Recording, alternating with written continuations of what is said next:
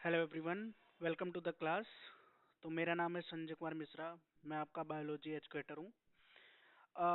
दोस्तों, जैसा कि मैं आपको बताना चाहूँगा कि अभी तक हमने जो भी क्लासेस थी और सीरीज थी वो सारी चलाई है ना, कैटलिस्ट मेडिजी पर बाकायदा से। पर अभी तक जो वीडियोज आती थी आपको सिर्फ बायोलॉजी से रिलेटेड आती थी, लेकिन आगे से जो वीडियोज आपको मिलेंगी उसमें फिजिक्स, केमिस्ट्री, जूलॉजी, बॉटनी सारी चीजें कवर की जाएंगी और आपको नीट के लिए प्रॉपर पढ़ाया जाएगा। मैं आपको बताना चाहूंगा कि नीट के लिए जो फिजिक्स के टीचर होंगे वो अलग होंगे, ठीक है। केमिस्ट्री के टीचर अलग होंगे। ऐसा नहीं है कि मैं ही सारे सब्जेक्ट पढ़ाऊंगा। हर एक सब्जेक्ट के अलग अलग टीचर होने वाले हैं, ठीक है। तो हमारे साथ आप बने रहिए और अपनी नीट की जर्नी को आगे बढ़ाइए। तो बेसिकली ये जो टॉपिक आज मैं कवर करने जा रहा हूँ या जो चैप्टर मैं स्टार्ट करने जा रहा हूँ ये आपके लिए हेल्पफुल है। अगर आप नीट 2027 को टारगेट कर रहे हैं या फिर आप अभी 11th क्लास में हैं और बोर्ड की प्रिपरेशन कर रहे हैं, ठीक है। अब बोर्ड में भी अगर आप सीबीएसई बोर्ड से हैं तो, या फिर आप स्टेट बोर्ड इंग्लिश मीडियम से हैं तो भी आपके लिए ये जो लेक्चर है वो काफी हेल्पफुल रहने वाला है। तो हमें लगता है चैप्टर को स्टार्ट कर देना चाहिए। तो दोस्तों, जैसा कि मैं आपको बताना चाहूंगा, आज के हमारे चैप्टर का नाम है cell the unit of life. ये जो है वो पहला चैप्टर है नीट के पॉइंट ऑफ व्यू से, जिसको हम स्टडी करेंगे। इसके बाद में हम सेल साइकिल एंड डिवीजन को स्टडी करेंगे और उसके बाद में हम लिविंग वर्ड पे आएंगे, ठीक है। तो cell the unit of life को हम पहले कवर करेंगे। आपको मैं एक बात और बताना चाहूंगा कि जितनी भी वीडियोज होंगी वो टॉपिक वाइज होंगी, ठीक है। तो हर एक चीज आपको डिटेल में सीखने का मौका मिलेगा, ओके। तो आप हमारे साथ जुड़े रहिए। आपको फुल प्रिपरेशन यहाँ पे करवाई जाएगी, प्रैक्टिस भी करवाया जाएगा, टेस्ट भी करवाया जाएगा, हर एक चीज आपको मिलेगी यहाँ पे। तो सबसे पहले जब हम इस चैप्टर को स्टार्ट करते हैं तो हमारे जहन में एक सवाल आना चाहिए कि व्हाट इज सेल, है ना। सेल क्या है, ठीक है, जिसको हम आगे भी डिस्कस करेंगे। पर सबसे पहले जब हम बोलते हैं cell the unit of life, तो पहली बात तो हमारे दिमाग में आना चाहिए कि सेल क्या है और उसको यूनिट ऑफ लाइफ क्यों बोलते हैं, ठीक है। तो एनसीईआरटी हमको एक चीज समझाने की कोशिश करती है, वो क्या है, आप ध्यान से देखिएगा। All living organism are composed of cells. अब इसका मतलब ये है कि जितने भी तरह के लिविंग ऑर्गेनिज्म है, चाहे वह प्लांट हो, चाहे वह ऑर्गेनिज्म प्लांट हो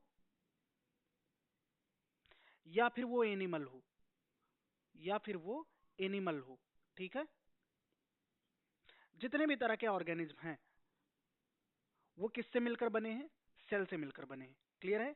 ये अपना प्लांट हो गया और ये क्या है, एनिमल है, ओके। अब सबसे बड़ी बात यह है कि देखो, जितने भी तरह के ऑर्गेनिज्म हैं वो पहली बात किससे मिलकर बने हैं, सेल से मिलकर बने हैं। ये एनसीईआरटी ने हमें बता दिया। उसके बाद एनसीईआरटी हमको ये समझाना चाहती है कि ये जो ऑर्गेनिज्म है, अब इनमें दो चीजें हो सकती है। पहला, या तो ये यूनिसेलुलर हो, या तो ये यूनिसेलुलर हो, और या फिर हो सकता है कि ये जो ऑर्गेनिज्म है वो मल्टी सेलुलर हो। Multi cellular.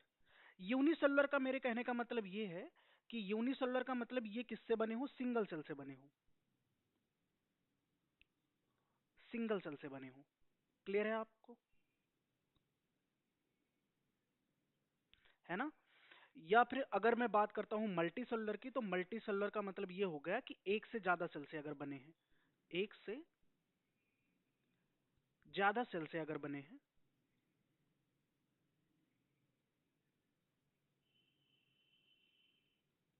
तो उसको हम क्या बोलेंगे, मल्टी सेलुलर। क्लियर है आपको। यूनिसेलुलर के अगर एग्जांपल की अगर बात करें तो यूनिसेलुलर के एग्जांपल में क्या आएगा, तो यूनिसेलुलर के एग्जांपल में आएगा जैसे कि बैक्टीरिया, ठीक है, बैक्टीरिया आप रख सकते हैं। और मल्टीसेलुलर के एग्जांपल में अगर आपको रखना है तो प्लांट, एनिमल, इन सबको आप रख सकते हैं अभी के लिए। क्लियर है इतनी बात आपको। अब यहाँ पे अगर आप देखेंगे तो एनसीईआरटी की लाइन में आपको एक चीज और देखने को मिलेगा। जो मैंने अभी आपको समझाया है, some are composed of single cell and called unicellular organism. अब जिनके पास सिर्फ एक सेल होता है उनको यूनिसेलुलर ऑर्गेनिज्म बोलते हैं, ठीक है। और other like us composed of many cells called multi cellular organism. अब जो ऑर्गेनिज्म एक से ज्यादा सेल से मिलकर बने होते हैं उनको हम मल्टी सेलुलर ऑर्गेनिज्म बोलते हैं। क्लियर है? ठीक है। तो इसीलिए अगर हम देखें ना, तो अभी तक जो मैंने सबसे पहले आपको बोला था ना कि व्हाट इज सेल, अगर सेल को आपको डिफाइन करना है तो आप क्या बोलेंगे? क्लियर है? तो सेल की डेफिनेशन क्या होगी? जो आप नाइन्थ क्लास से पढ़ते हुए चले आ रहे हैं, ठीक है। Cell is the structural, functional and fundamental unit of life. दोस्तों, जब हम पढ़ते हैं ना, तो ये स्टेटमेंट आपको ध्यान से याद रखना पड़ेगा कि सेल जो है हमारी पहली बात तो स्ट्रक्चरल यूनिट है, दूसरी क्या है? फंक्शनल यूनिट है, और तीसरी क्या है? फंडामेंटल यूनिट है। क्लियर है आपको? जब आपने नाइन्थ क्लास में कभी स्टडी की होगी बायोलॉजी की, तो उसमें जो चैप्टर अभी आप पढ़ रहे हैं ना, वो फंडामेंटल यूनिट ऑफ लाइफ के नाम से ही जाना जाता था। ठीक है। अब स्ट्रक्चरल यूनिट क्यों है? Why cell is structural unit? तो आपको मैं बताना चाहूंगा कि कोई भी ऑर्गेनिज्म है, एनी ऑर्गेनिज्म है ना, कोई भी अगर ऑर्गेनिज्म है, एनी ऑर्गेनिज्म, वो अपनी लाइफ को सेल से ही स्टार्ट करेगा, चाहे वह यूनिसेलुलर हो या फिर वो मल्टीसेलुलर हो। उसकी जीवन लीला एक सिंगल सेल से ही स्टार्ट होगी। ठीक है।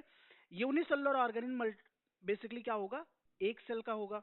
ठीक है। मल्टीसेलुलर ऑर्गेनिज्म जो है उसका भी जो लाइफ है वो एक सिंगल सेल जाइगोट से स्टार्ट होगा, फिर जाइगोट में बार बार डिवीजन होगा, माइटोसिस होगी, और वो एक मल्टीसेलुलर ऑर्गेनिज्म को बना देगा।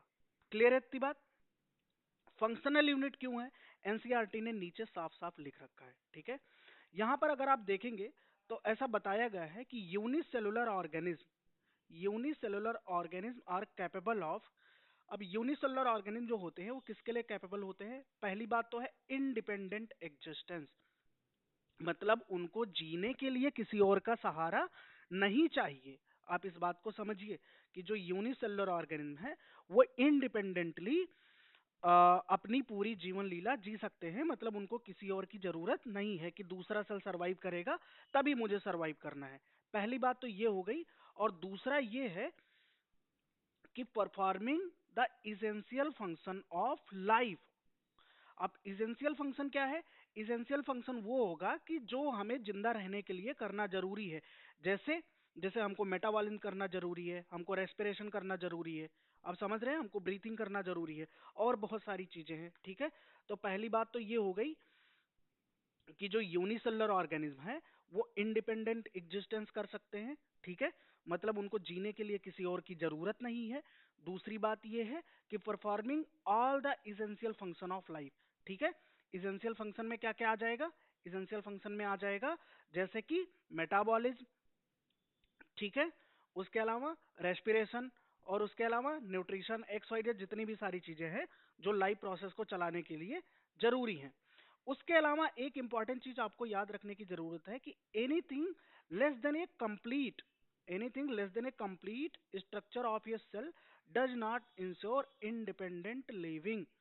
मतलब कि ये है, अगर कोई चीज है और वो एक सिंगल सेल से कम है, ठीक है, एनीथिंग लेस देन ए सेल, अगर कोई वस्तु है और वो सेल से कम है, तो हम ऐसा मानते हैं, या फिर अब तक बायोलॉजी में ऐसा देखा गया है कि वो इंडिपेंडेंट एग्जिस्टेंस नहीं कर सकती। ठीक है। जैसे कि अगर आप देखें ना, जैसे वायरसेस होते हैं, वायरसेस वायरसेस ये क्या है? एक्सेप्शंस हैं किसके? सेल थ्योरी के। ठीक है, जो आगे हम डिस्कस करेंगे। अब इनको अगर लिविंग कंडीशन में रहना है, इनको अगर लिविंग कंडीशन में रहना है तो एक होस्ट की जरूरत पड़ेगी। मतलब ये अगर कहो आप इंडिपेंडेंट एग्जिस्ट कर पाए, इंडिपेंडेंट एग्जिस्ट कर पाए, तो वो पॉसिबल नहीं है। क्लियर है इतनी बात? तो वो पॉसिबल नहीं है। और मुझे लगता है इतनी बात अगर आपको समझ आ गई होगी तो आगे की बातें हम बहुत आसानी से समझ लेंगे। ठीक है। अब दोस्तों आगे एक चीज और लिखी है एनसीईआरटी ने, जो मैंने आपको स्टार्टिंग में ही बताई थी कि cell is the fundamental structural and functional unit of living organism. अब यहाँ पे एक टर्म आया है लिविंग ऑर्गेनिज्म, तो कोई मुझे एक्सप्लेन करेगा कि what is living organism. Living organism क्या होते हैं? देखो, एक टर्म आया है तो उसको डिफाइन करना बहुत जरूरी है कि लिविंग ऑर्गेनिज्म क्या है, व्हाट इज लिविंग ऑर्गेनिज्म। ठीक है, व्हाट इज लिविंग ऑर्गेनिज्म। तो इसको अगर हम डिफाइन करेंगे तो इसके बारे में हम लिख सकते हैं कि any living biological entity, any living biological entity, वो क्या हो सकता है? कोई भी लिविंग बायोलॉजिकल एंटिटी क्या हो सकती है? या तो कोई प्लांट होगी, या तो कोई एनिमल हो सकता है, कोई बैक्टीरिया हो सकती है, कोई फंजाई हो सकता है, या ऐसे बहुत सारी चीजें हो सकती हैं। आप समझ रहे हैं इस बात को? तो कोई भी लिविंग बायोलॉजिकल एंटिटी जो इन्वायरमेंट में एग्जिस्ट कर रही है, ठीक है, उसको हम क्या बोलेंगे? लिविंग ऑर्गेनिज्म बोलेंगे। अब अगर आपसे कोई इसका साइंटिफिक डेफिनेशन पूछता है तो आप इसके बारे में डिटेल में बता सकते हैं। उसके बाद आता है एक टर्म, क्या आता है कि Antonie van Leeuwenhoek first saw and describe a live cell. ठीक है, तो सबसे पहले किसी लिविंग सेल को किसने देखा था? तो सबसे पहले अगर मैं बात करूं कि लिविंग सेल को किसने देखा था, ठीक है, तो फर्स्ट ऑफ ऑल किसने देखा था? फर्स्ट ऑफ ऑल अगर मैं बात करता हूं लिविंग सेल की, किसकी? लिविंग सेल की, तो उसको किसने देखा था? Antony von, Antony van Leeuwenhoek ने देखा था। ठीक है, इन्होंने कौन सी सेल को देखा था? इन्होंने पॉन्ड वाटर में कुछ सेल को देखा था। ठीक है, यूनिसेलुलर, जैसे कि एल्गीज को देखा था, एल्गी को देखा था। उसके अलावा इन्होंने जो स्टडी किया था, अपनी स्टडी में जिस सेल को देखा था, स्पर्म को देखा था, और इन्होंने बैक्टीरिया को भी देखा था। किसको देखा था? बैक्टीरिया को भी देखा था।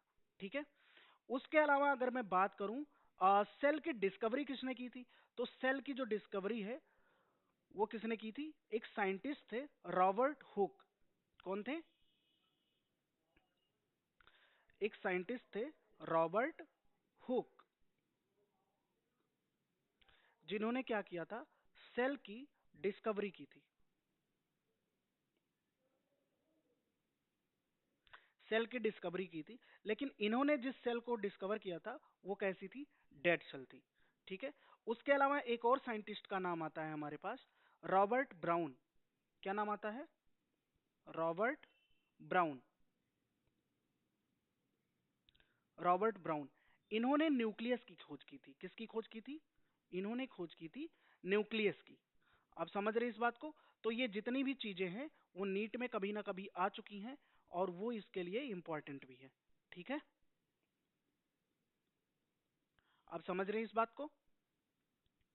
ठीक है, तो उसके बाद में एक टर्म और लिखा है जो नीट में कई बार आ चुका है कि invention of microscope and its improvement leading to electron microscope.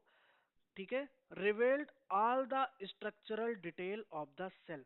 अब मैं आपको बताऊं, जब सबसे पहले रॉबर्ट हुक ने एक डेड सेल की खोज की थी, ठीक है, कॉर्क सेल में उन्होंने सेल को देखा था, तो उनके पास जो माइक्रोस्कोप था वो सेल्फ मेड था। कैसा था?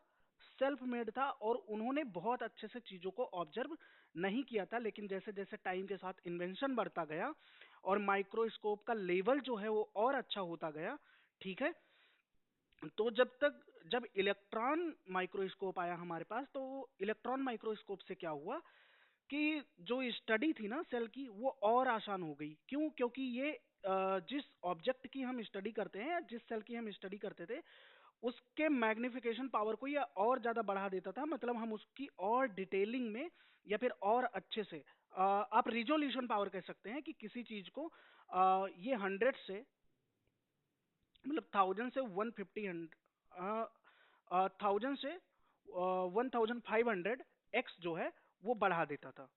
ठीक है, उसके बाद में आते हैं हमारे पास सेल थ्योरी। अब हमको स्टडी करनी है सेल थ्योरी, और ये नीट के पॉइंट ऑफ व्यू से बहुत ही इंपॉर्टेंट है। ठीक है, नीट के पॉइंट ऑफ व्यू से बहुत ही इंपॉर्टेंट है। सेल थ्योरी दी किसने थी? तो देखो, दो साइंटिस्ट थे, एक तो जूलॉजिस्ट थे और दूसरे थे बॉटनिस्ट। ठीक है, तो सबसे पहले हम बॉटनिस्ट के बारे में पढ़ेंगे, जैसा कि हमें एनसीईआरटी ने सीक्वेंस दे रखा है। ठीक है, तो सन 1838 में एक साइंटिस्ट थे जिनका नाम था स्लाइडेन। जिनका नाम था स्लाइडेन। देखो, बहुत सारे लोग सील्डन प्रोनाउंस करते हैं, हम इनको स्लाइडेन बोलते हैं। ठीक है, जो क्या थे, एक जर्मन बॉटनिस्ट थे। क्या थे ये? जर्मन बॉटनिस्ट थे, और ये इंपॉर्टेंट है नीट के लिए। क्लियर है? इन्होंने क्या किया कि बहुत सारे प्लांट की स्टडी की।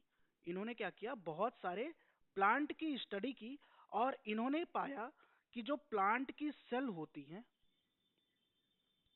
जो प्लांट होता है, पूरा प्लांट होता है, वो डिफरेंट काइंड ऑफ सेल से मिलकर बना होता है। ठीक है, कैसे? मतलब जो प्लांट होता है, अगर प्लांट के हम किसी पार्ट को कट करें तो उसमें बहुत सारे हमको क्या देखने को मिलते हैं? डिफरेंट टाइप ऑफ सेल्स देखने को मिलते हैं। इसको हम क्या बोलते हैं?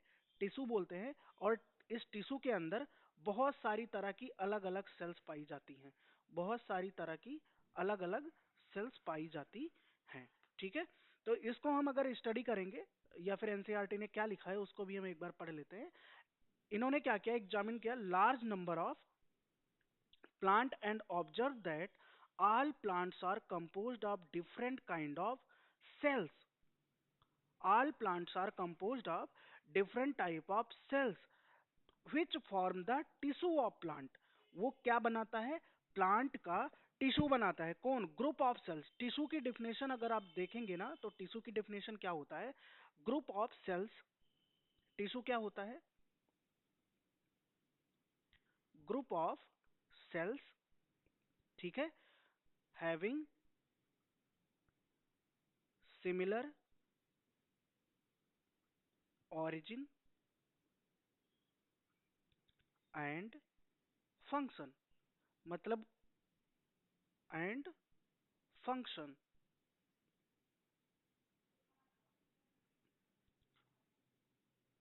फंक्शन। ठीक है, तो सेल्स का वो ग्रुप जिनकी ओरिजिन भी सेम हो और फंक्शन भी सिमिलर हो, ठीक है, उनको हम क्या बोलते हैं? टिश्यू बोलते हैं। ठीक है, मास ऑफ सेल। ठीक है, और लगभग सेम टाइम पे ही एक और साइंटिस्ट थे, ठीक है, जिनका नाम था श्वान। जिनका क्या नाम था? श्वान। इन्होंने 1839 में, ये क्या थे? जर्मन जूलॉजिस्ट थे। ये भी नीट के लिए इंपॉर्टेंट है। ठीक है, ये क्या थे?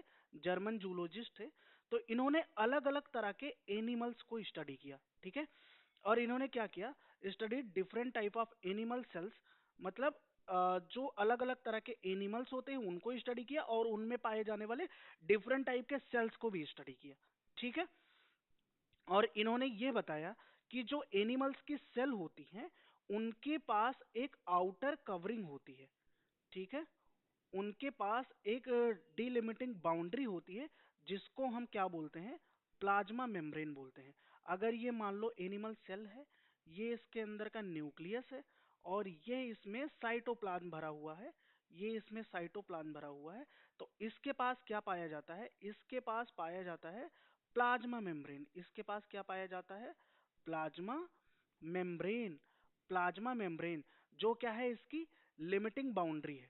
ठीक है, और ये प्लाज्मा मेम्ब्रेन तो हम आज बोलते हैं इसको, तब इन्होंने क्या कहा था कि थिन आउटर मेम्ब्रेन होती है। थिन आउटर लेयर होती है, या थिन आउटर मेम्ब्रेन होती है। उसके बाद में ही इन्होंने एक बात और बताई थी जो बहुत ही इंपॉर्टेंट है। He also conclude based on his study on the plant cell. अब साथ में इन्होंने प्लांट सेल को भी ऑब्जर्व किया, और उसके ऊपर क्या की? इन्होंने पूरी स्टडी की, और इन्होंने ये पता लगाया कि presence of cell wall is unique character of plant cell. मतलब कि अगर हम कहीं प्लांट सेल को स्टडी कर रहे हैं, उसी जगह अगर हम किसी प्लांट सेल को स्टडी कर रहे हैं, उसी जगह हम किसी प्लांट सेल को अगर स्टडी कर रहे हैं, तो उसके पास एक यूनिक कैरेक्टर होता है। और वो यूनिक कैरेक्टर क्या है? सेल वॉल का पाया जाना। वो क्या है? सेल वॉल का पाया जाना। ठीक है, किसका यूनिक कैरेक्टर है? ठीक है, तो सेल वॉल का पाया जाना किसका यूनिक कैरेक्टर है? प्लांट सेल का। ठीक है, और सेल वॉल नहीं पाया जाता तो किसमें नहीं पाया जाता? एनिमल सेल में। अब एक लाइन है जो नीट में कई बार आ चुकी है, वो लाइन क्या है? Schwann propose the hypothesis that bodies of animal and plants are composed of cells and product of cells. समझ रहे हो आप इस बात को? इनके कहने का मतलब ये था, इन्होंने एक हाइपोथेसिस दी, ऐसी परिकल्पना की कि जो प्लांट और एनिमल की बॉडीज होती हैं, जो प्लांट और एनिमल्स की बॉडीज होती हैं, प्लांट्स और एनिमल्स की जो बॉडीज होती हैं वो किससे मिलकर बनी होती हैं? वो सेल से मिलकर बनी होती हैं। वो किससे मिलकर बनी होती हैं? सेल से मिलकर बनी होती हैं, और उन्हीं के प्रोडक्ट होते हैं। लेकिन इस चीज को ये एक्सपेरिमेंटली प्रूव नहीं कर पाए थे। इस चीज को ये एक्सपेरिमेंटली जो है वो प्रूव नहीं कर पाए थे। क्लियर है आपको ये बात? उसके बाद में एक और साइंटिस्ट आए जिनका नाम है श्वान, जिनका नाम था रोडोल्फ विर्को। ठीक है, क्या नाम था? रोडोल्फ विर्को। ठीक है, तो स्लाइडन और श्वान दोनों ने मिलकर क्या दिया? सेल थ्योरी को दिया था। तो जब कभी आपसे पूछा जाएगा कि सेल थ्योरी को किसने प्रपोज किया, तो आप बताओगे स्लाइडन एंड श्वान। ठीक है, किसने फॉर्मुलेटेड किया था? तो आप बताओगे स्लाइडन एंड श्वान। लेकिन सेल थ्योरी को मॉडिफाई किसने किया? सेल थ्योरी को मॉडिफाई किसने किया? तो उसमें आएगा आपका करेक्ट ऑप्शन रोडोल्फ विर्को। रोडोल्फ विर्को। ठीक है, अब रोडोल्फ विर्को का नाम कैसे आएगा? देखो क्या है, इन दोनों लोगों ने ये हाइपोथेसिस तो दे दी और ये एकदम परफेक्ट थी, लेकिन इस चीज को ये एक्सप्लेन नहीं कर पाए थे। एक्सप्लेन नहीं कर पाए तो 1855 में एक और साइंटिस्ट आए जिनका नाम था रोडोल्फ विर्को। उन्होंने इस चीज को एक्सप्लेन किया सबसे पहले कि जो सेल्स हैं वो डिवाइड करती हैं और न्यू सेल्स बनाती हैं। जो सेल्स हैं वो डिवाइड करती हैं और न्यू सेल्स बनाती हैं। मतलब कि इन्होंने जो स्टेटमेंट दिया, क्या? ओमनी सेलुला ई सेलुला। इन्होंने क्या बोला? ओमनी सेलुला ई सेलुला। मतलब जितनी भी नई कोशिकाएं हैं वो अपने पूर्ववर्ती कोशिकाओं से मिलकर बनी होती हैं। इनके कहने का मतलब ये था कि all the new cells are arises from pre-existing cells। और इन्होंने ही सेल थ्योरी को क्या किया? मॉडिफाई किया। he modifies that he modified the hypothesis of Sliden and Swan and give the cell theory a final shape. और इन्होंने क्या किया? उसको मॉडिफाई करके एक फाइनल शेप दिया। वो फाइनल शेप क्या था? जो दो मोस्ट इंपॉर्टेंट पोस्टुलेट्स हैं वो क्या हैं? All living organism are composed of cells and product of cells. इसको आपको याद रखना है। ठीक है, all living organism are composed of cells and product of cells. उसके अलावा इन्होंने एक स्टेटमेंट और दिया, all cells arising from pre existing cells. जितनी भी नई कोशिकाएं हैं वो अपने पूर्ववर्ती कोशिकाओं से मदर सेल से मिलकर बनी होती हैं। कैसे? इस चीज को अगर हम एक्सप्लेन करें तो देखिए, यहाँ पे एक सेल है। अब जिस सेल को हम एक्सपेरिमेंट के लिए कंसीडर करते हैं, मान लिया उसको हम ये पेरेंट सेल है। ठीक है, अब ये क्या करेगी? ग्रोथ करेगी। ग्रोथ करने के बाद में पहले क्या करेगी? ग्रोथ करेगी। ग्रोथ के बाद में ये क्या करेगी? ग्रोथ के बाद में ये डीएनए रेप्लिकेशन करेगी। डीएनए रेप्लिकेशन के बाद में ये फाइनली दो न्यू डॉटर सेल्स में डिवाइड हो जाएगी। दो न्यू डॉटर सेल्स में, ठीक है, डिवाइड हो जाएगी। ठीक है, तो इस तरह से अगर आप देखेंगे तो ये जो दो न्यू सेल्स हैं, ये जो दो न्यू सेल्स हैं वो कहीं ना कहीं अपनी पेरेंट सेल से ही मिलकर बनी हैं। ओके, तो आज के लेक्चर में हम इतना ही सीखेंगे। उसके अलावा बाकी की सारी चीजें हम सीखेंगे अपने आने वाले नेक्स्ट लेक्चर में। तब तक के लिए आप हमारे साथ बने रहें। हमारे साथ जुड़े रहने के लिए आपका बहुत बहुत धन्यवाद। और आप अच्छे से पढ़ाई करें। आप कोई एक ऐसी बुक ले लीजिए जिसमें क्या है, टॉपिक वाइज नीट के पीवाईक्यूज हों। ठीक है, और आप हमारे व्हाट्सएप चैनल और टेलीग्राम चैनल को ज्वाइन कर लीजिए, जिसमें हम डेली डेली जो टॉपिक रहेगा जो हम पढ़ाएंगे ना, उससे रिलेटेड आपको क्विज करवाते रहेंगे। तो हमारे साथ जुड़े रहने के लिए आपका बहुत बहुत धन्यवाद।